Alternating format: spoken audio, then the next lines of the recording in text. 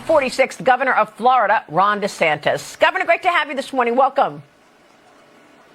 Good morning. Thanks for having me. Well, what a contrast looking at what you're doing in Florida and what they're doing in New York. Walk us through your housing plan and why this exemption lift is so important in terms of property values and taxes. Well, Maria, at the state level, we're one of the lowest, if not lowest, tax states in the country. No income tax, generous exemption on our sales tax for core items. We've eliminated taxes like business rent and all that, and we're proud of that.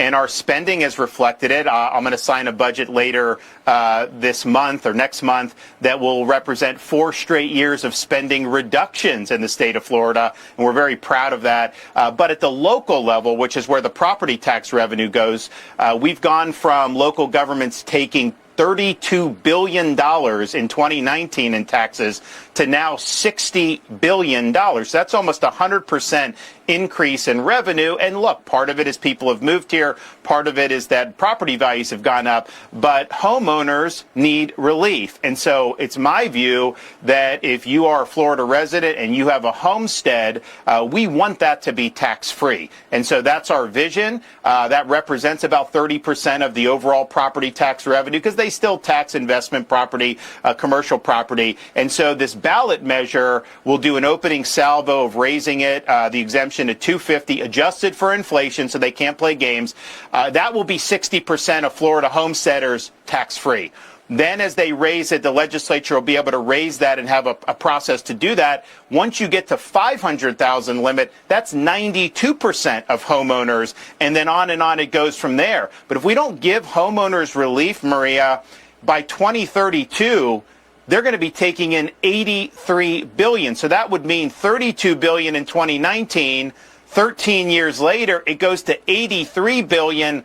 That is not sustainable. And so this is really a historic opportunity to have more money in people's pockets and to actually have their home be their private property that the government just can't use as a piggy bank. Well, this is incredible. And, you know, with all of these tax attractions that have attracted so many people to Florida, a lot of people are wondering, how do you do it? I mean, you know, you've got critics there saying local governments will have to make up the lost revenue somewhere. So how do you do that? If you've got no income tax, you're cutting property taxes, possibly eliminating them. Where are you getting the money to fund government and everything else, all the other services? Well, so, we're focusing on homestead. Obviously, they tax property that are non-homestead residential, Airbnb, Canadian snowbirds, commercial. That's a lot of money that they have. And so even if we eliminated homestead revenue entirely, that would just put their budgets back to like 2021, 2022 levels. But we're phasing it in, so it's a very, I think, manageable process. So I don't think you need to, quote, make up. I think they should start figuring out ways to change their spending so that taxpayers benefit. However, in our proposal, because we have surplus at the state level, we are creating a fund that will be able to issue grants to local governments. So if you really say, you need help with a fire or sheriff's department or education, we'll have grants that we're going to be able to do that for this period. But what's going to happen is this is going to increase the economic base of all these local areas because people are going to have more money in their pocket. They are going to start getting more revenue from existing taxes without having to add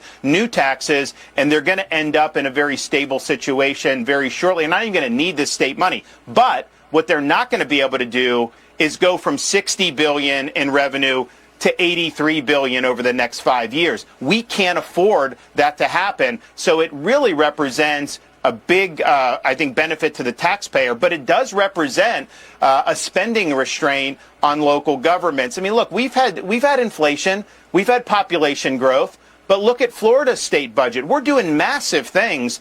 Everglades restoration is the largest environmental restoration in the history of the U.S. Massive infrastructure investments, increasing teacher pay. We're doing all of that, and yet we're still reducing our overall budget. So it can be done. And I'm not saying $32 billion, even if you assume they were spending everything right, it would have gone up because of inflation, but not to $60 billion. So I mean, this is the classic example of just managing budgets well.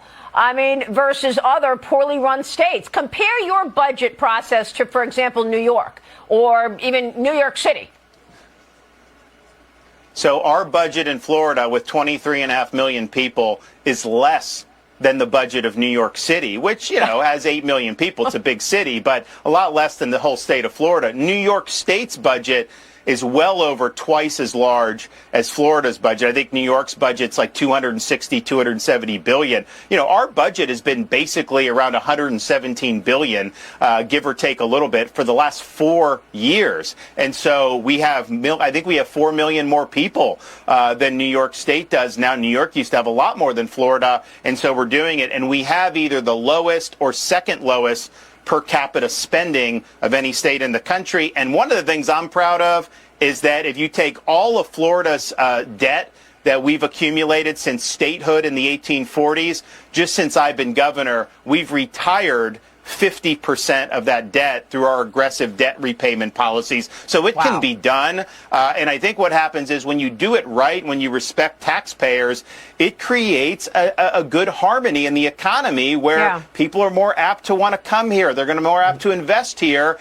And then you can even lower tax rates. I think the New Yorks of the world, they're in a vicious cycle. They have a shortfall. So they go back and try to jack up taxes. That causes their economic base to constrict because people react negatively to it. Then they got to go back to the well again. Well, you can't keep doing that vicious cycle.